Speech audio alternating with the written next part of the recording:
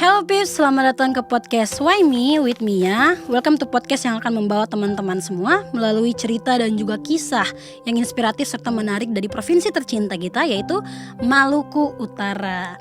Nah teman-teman, bagi yang belum tahu, podcast Why Me with Mia ini disponsori serta didukung oleh Nitiprayan Studio and Coffee Shop serta ada Meu Studio dan juga Faja Keho. Nah teman-teman, pada kesempatan kali ini torang petamu ini dari salah satu musisi yang merupakan mungkin pedoman begitu ya bagi musisi-musisi lokal yang ada di Maluku Utara pada saat ini. Jadi ceritanya nih dulu tamu torang pada malam ini adalah seorang gitaris dari sebuah band. DP band itu kalau boleh saya spill DP nama Karivela. Ceritanya dorang datang ketika sampai di bandara itu disambut dengan tarian tradisional teman-teman. Kemudian kalau tak salah pada saat itu ada gubernur atau wali kota begitu yang datang. Kemudian ada pengalungan.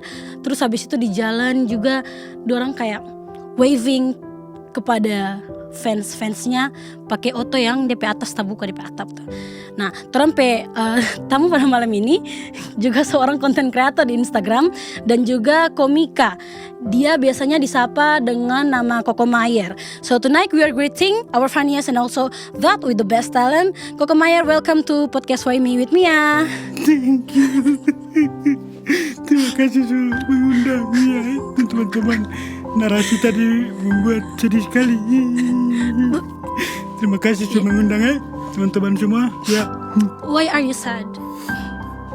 Kenangan indah waktu dulu, waktu masih sebagai gitaris Karivela, gila antusias masyarakat Tidore sampai sebesar itu. Sedih juga Itu Mia juga sempat jemput di room pada saat itu tuh orang rame sekali. Orang sebagai keluarga juga mungkin tuh ada punya pride, ada kebanggaan.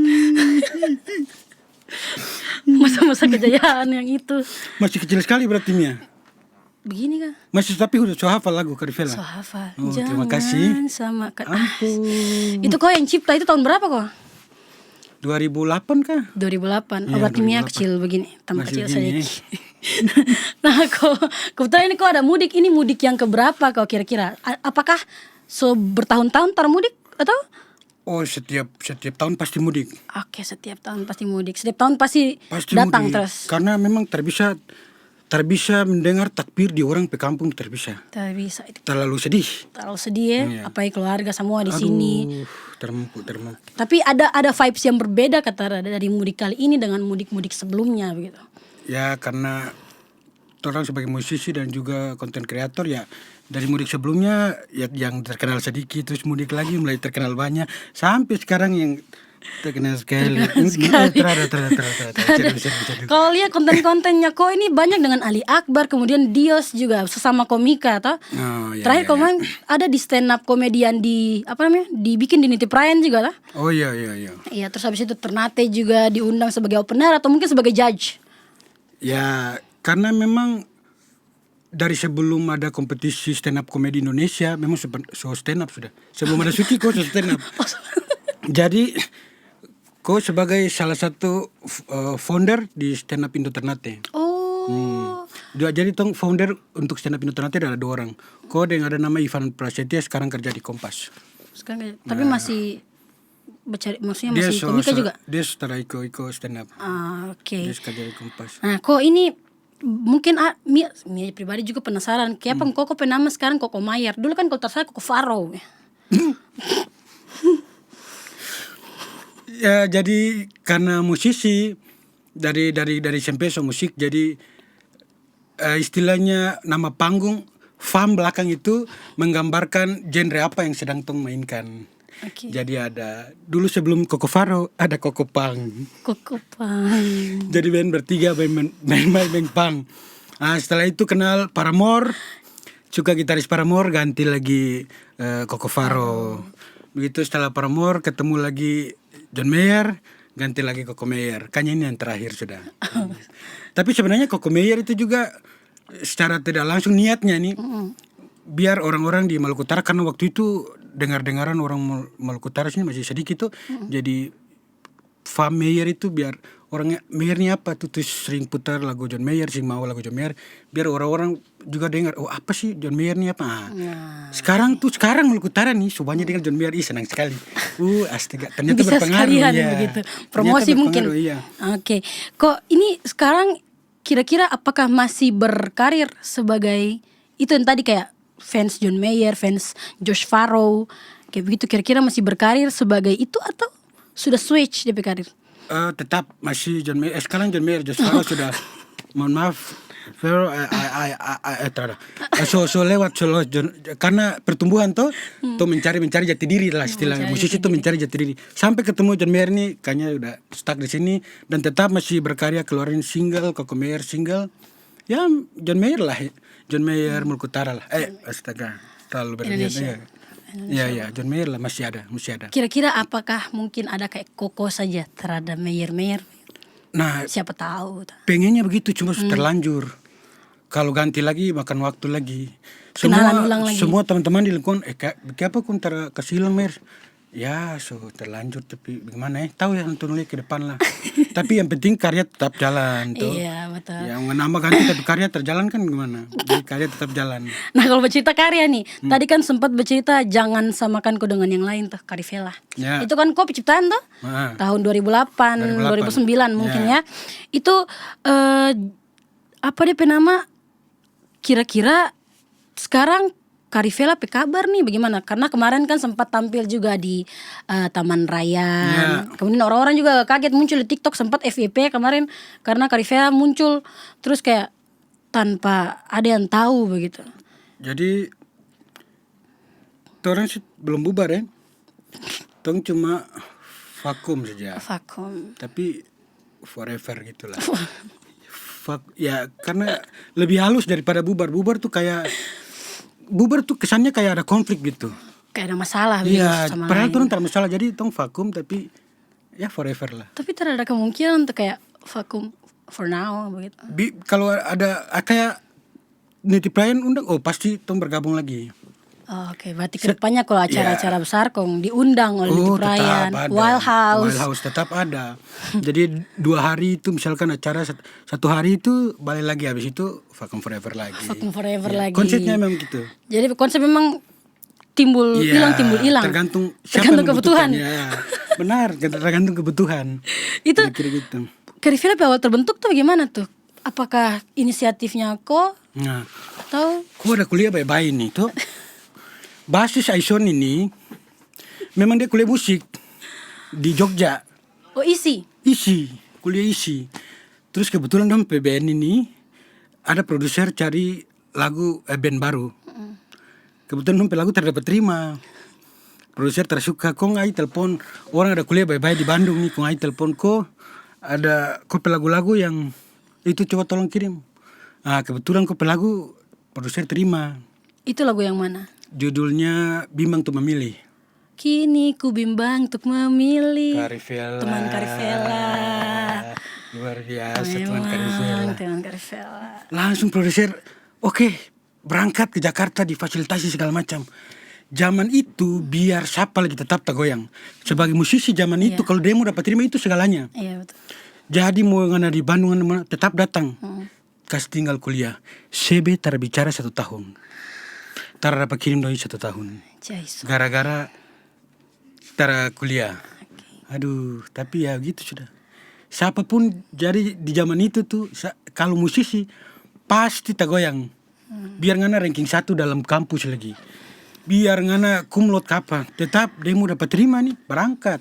Karena mungkin dari awal mimpinya memang begitu ya. Begitu. Dari sebagai musisi. SMA aja tuh semangun tuh.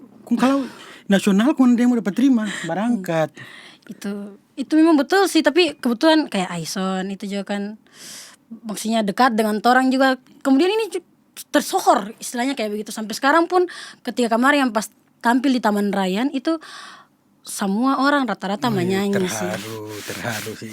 Cuma yang ada yang dong pebasis yang namanya dongko pebasis namanya Son kayaknya lupa chord itu, nanti mungkin bisa diperbaiki. Ya itulah. Itu kalau main politik emang gitu. Iya, itu selama kasih 3 bas. Iya. Karena politik itu mengganggu chord. progresi chord dengan progresi politik itu agak bertabrakan, jadi cukup mengganggu. Lihat yang drummer salah nggak? Ara? Enggak kan? Enggak. Dia nggak politik. Itu sih masalahnya. Terlalu fokus di politik kan? Iya. Sabar lu. Astagfirullahaladzim. Ini kalau Kak Ara nih kan sekarang di Mahakarya nih, kebetulan bahas sekarang. Kok juga di Mahakarya? Satu kantor, alhamdulillah. Alhamdulillah. Ini sekarang kok kerja di Mahakarya sebagai apa? Mungkin bisa spill sedikit kopi. Job? Di Mahakarya kok tanggung jawab semua apapun tentang audio. Dari soundtrack, scoring, sound design, sound effect, segala macam tentang audio itu kok tanggung jawab. Oh, film scoring begitu juga? Film scoring alhamdulillah berapa ya? Baru 3 apa? 3 film. Mungkin bisa spill begitu deh judul film apa, peran gitu. Pertama animasi namanya Bamkar. Ada animasi Bamkar model-model Nusarara gitulah. Oh, yang kartun teh? Kartun tuh animasi. Jadi bikin scoring, bikin soundtrack lagunya segala macam lah pokoknya audio tuh. Terus kemarin ada film horor, terus sound design segala macam lah. Gitu-gitulah. Pokoknya tentang audio. Itu dari tahun berapa dorang rilis mungkin masing-masing karya. Kemudian kok itu full tentang sound engineeringnya begitu. Ya, kok yang tanggung jawab semua tentang audio. Oh, termasuk lagu begitu. Lagu, soundtrack segala macam. Sampai kemarin kan film Star Syndrome tuh. Oh, Star Syndrome tahu. Kebetulan kok bikin ada kopi lagu ada 3 kah ada di dalam film di karya Soleh Solihun tuh. Itu kok yang menyanyi atau Yang produsernya saja? Yang bikin lagu untuk soundtracknya.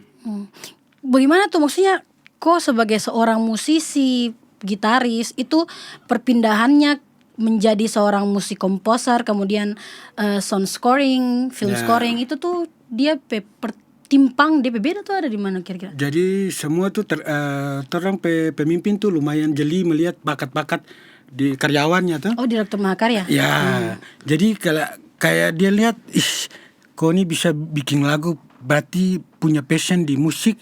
Coba scoring, coba bikin tema ini, coba akhirnya terbiasa dari situ. Alhamdulillah sampai sekarang mulai luas iklan segala macam gitu-gitulah. Itu belajar sendiri atau itu dibantu dengan direktur Mahakarya begitu? Alhamdulillah dikasih sekolah. Oh, itu sekolah di mana kok? Sekolah di SI itu. SI ada SI itu di luar terus punya cabang di Indonesia. Oh, okay. Wah, alhamdulillah disupport segala macam untuk belajar di situ dan sampai sekarang tak pakai semua ilmu-ilmunya. Tapi dia maksudnya dia berbeda. Apakah lebih sulit kok sebagai musisi kemudian produser songwriter ya istilahnya songwriter kemudian pindah menjadi orang yang di belakang layar atau di belakang komputer begitu. Ada perbedaan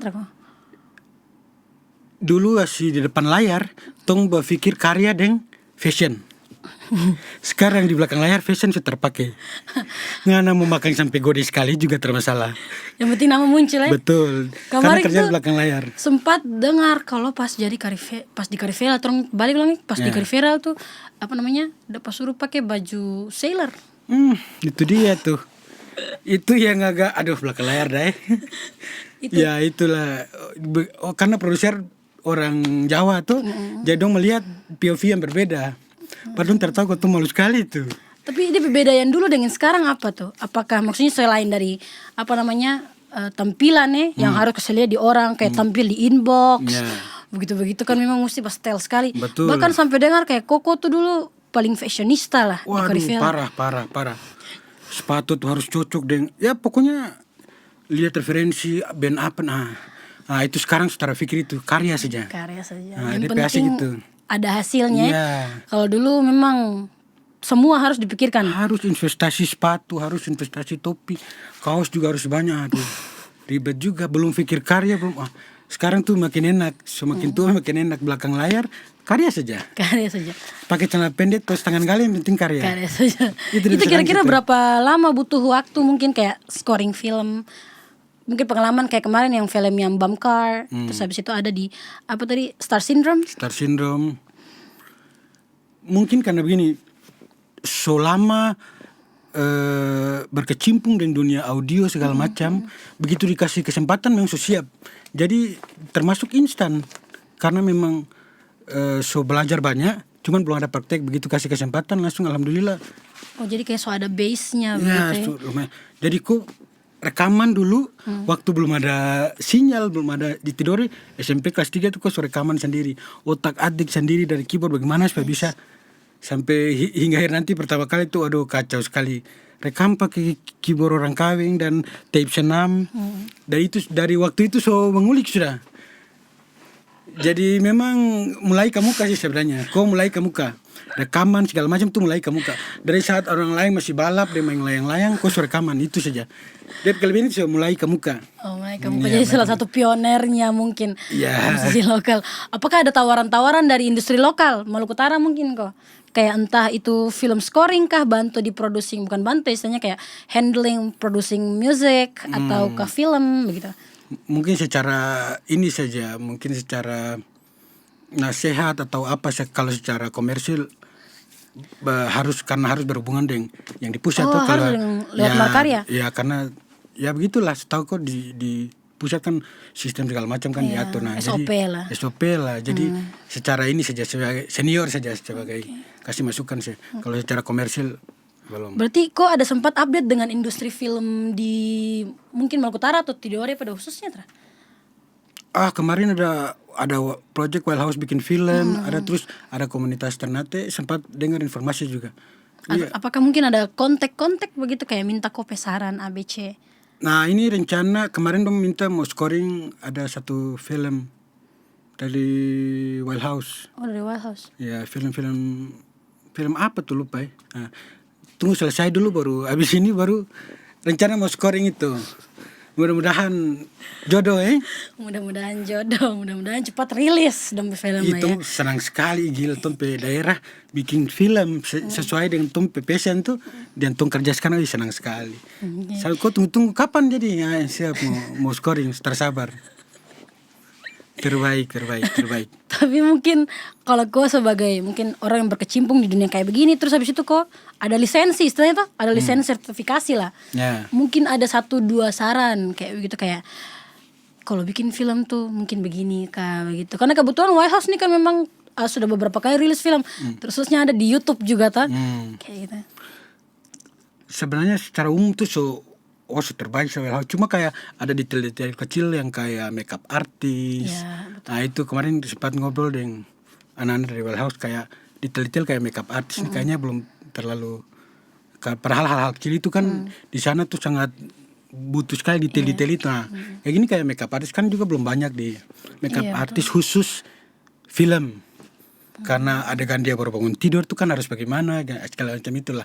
Detail-detail itu yang mungkin kesana pasti di detail kecil itu memang harus diperhatikan ya. Ya kayak baru bangun tidur kan mungkin make up sama deng pi orang kawin tuh. Ya itu kayak begitu tuh. Ya nanti akan bisa lah. Tapi walau mulai ke muka terus ada komunitas itu luar biasa sekali, senang sekali. Tung sangat support itu. Oke. Berarti bisa siap bukan memfasilitasi tapi memberi tenaga bantuan begitu. Sangat siap sekali. Apakah ada kemungkinan mungkin kolaborasi kah atau mungkin dari Kope tempat sangat menunggu sekali itu. Sangat menunggu sekali kolaborasi itu. Iya, cari ilmu di luar kan untuk tompe daerah tuh. Iya, itu dia. Nah, ini kok kalau kemarin nih kan sempat tampil di Taman Rayan itu kan sebagai musisi. Apakah kau punya ekspektasi kalau orang datang tuh orang kayak masih ada yang ingat lagu penyanyi lagu sama-sama. Tersangka sekali gila. Kayak orang-orang yang tuh tersangka menyanyi tuh, waduh luar biasa. Dia hafal, dia ini hafal, dia ini hafal. Wih bangga sekali sumpah itu. Kalau lagu yang pertama kau menyanyi dari berjudul apa ya Mas Tidore tuh? Itu kan Terarike. Karena itu memang lagu legend lama. Apa dia berjudul tuh? Ngofadaga sama Karana Mabofo. Oh ada 2 lagu itu? 2 lagu itu digabung jadi satu. Satu lagu Tidore, satu lagu Ternate. Itu terhafal sih makanya bukan tompe zaman. Bukan tompe zaman. Baru yang kedua lagunya? Lagu kedua kan Karivela. Apa tuh berjudul? Jangan Samakan. Jangan Samakan. Okay. Jadi semua umur dapat tuh. Iya betul. Dari legend lagu daerah sampai anak-anak muda yang semua alhamdulillah berhasil lah. Iya, tapi mungkin pas rilisnya itu kayak yang lain kayak Gen Z itu mungkin belum terlalu tahu begitu. Tapi herannya kemarin tuh beberapa nih teman-teman ada yang dari Ternate tuh. Di tombe belakang-belakang tuh menoi kok menyanyi begitu. Mainnya sama-sama. Itu juga kemarin tahu lah. Itu yang kemarin tuh kan ada 4 orang kok ya. Siapa kemarin kok Ara, Ai dengan Aba. Aba. Itu hubungan sekarang secara personal. Secara personal, oh tetap saudara. Maksudnya kalau kau dengan Aison kan selain itu mungkin sama kau dengan Aison dan kau dengan Ara dengan Aba sama-sama tuh. Sama-sama masih saudara. Oke, kira-kira apakah mungkin Karivela kalau diajak comeback? Saya kayak gitu, kalau kayak tadi kan kau bilang vakum forever, tapi ada DP masa mungkin kayak orang undang, tapi itu kan terbatas di Dore saja atau mungkin kayak label-label udah mau panggil kolaborasi begitu ke kau? Label-label kayaknya label-label di Lao nih. Kayaknya label-label Lao yang tahu Karivela kali tua-tua sekarang kapan? Karena sudah lama sekali itu. Sekarang label-label baru kayaknya dan tertahu kapan nih. Apakah mungkin kayak submit lagu begitu kah? Kayaknya setua bisa kapan. Kalau tapi rencana insya Allah tuh rencana mau remake lagu-lagu Karivela, bikin satu dokumentasi, ya mungkin tayang di sosial media kah. Mungkin buat nostalgia saja. Boleh itu nanti kolaborasi dengan Wild House, siapa tahu tuh. Betul. Kolaborasi dengan Wild House bantu garap. Betul. Syuting video klip pulang bisa Betul. mungkin. Ya bukan video klip, kayak video mungkin video lirik. Dokumenter betul. Oke, dokumenter. Lebih ke dokumenter. Perjalanan. Betul. Berarti file-file masa-masa lalu tuh masih ada? Kayaknya banyak yang ada di komputer. Orang-orang pe komputer kayaknya masih ada tuh. Kemarin sempat konfirmasi ada kita video yang Tomang Gurusnya. Ada nih. Nah, wah boleh nih. Boleh nanti bikin diambil. dokumenternya. Oke, nanti mungkin sampai produser podcast bisa bantu ya. Oke, kalau ini kok balik lagi ke Kope karir sekarang ini, kira-kira ada project terbaru yang mungkin upcoming? Ini dia. Sekarang kerja di PH Makarya kebetulan. Abis lebaran ini tong mau rilis salah satu film horor. Pemerannya juga Tara main-main, ada Lutesha, Ciko Kurniawan, Ajil Dito, Lania Vera dan Julian. Ini digarap oleh sutradara ini adalah dulu sutradara di video klip Jangan Samakan. Ya bikin film ini. Beliau ini film pertama beliau, dan beliau tuh kritikus film. Jadi ya tuh bisa bayangkan kalau kritikus bikin film tuh akan bagaimana tuh ya. Dan film ini tuh harus nonton ini film horor yang bagaimana ya? Misalkan film horor ini 1,5 jam. Dari 1 jam 20 menit itu Nguni cuma ikuti begitu 10 menit terakhir Nguni kaget langsung bulu nyawa berdiri. DP kunci detail. Jadi Nguni harus nonton. Ini film horor yang beda luar biasa. Ini bagus. Kok pede sekali film ini, Nguni harus nonton. Ini luar biasa sekali. Ada plot twist begitu di 10 menit terakhir ya? Plot yang sangat twist. Oke, jadi ini mungkin karena memang sekarang kan industri film horor Indonesia tuh lagi naik-naiknya tuh. Kira-kira ada tantangan sendiri terbuat kok, apakah misalnya kayak ingin bukan istilahnya bersaing ya, tapi berkompetisi secara sehat begitu. Orang di Mahakarya ini produksi film dari semua genre, ada drama, ada dokumenter yang tsunami, ada film daerah kayak Surau Silek. Jadi kayak lagu tuh ada lagu mayor yang happy, ada tungkus keluar lagu yang minor. Jadi kayak film tuh ada drama, ada horornya juga. Semua genre tong hajar. Tapi kalau dari kau sendiri preferensinya mungkin kemana? Kayak bikin yang sekarang, apakah tantangannya lebih besar dibandingkan scoring atau produksi yang lain? Ini tantangan paling besar karena aku penakut setan. Jadi film horor pertama ini nih, waduh, ada agak baku begini. Kira-kira rilisnya kapan kok? habis lebaran pertengahan tahun ini karena tunggu jadwal dari bioskop. Oke. Berarti nanti semua bioskop di Indonesia? Seluruh Indonesia. Seluruh Indonesia. Oke teman-teman, mungkin yang orang kan bisa pergi Ternate nonton semua atau mungkin orang bisa pantengin nanti ya. Iya, Nanti harus. bantu juga share nanti DP info-info rilisan filmnya. Ada di Makar ya.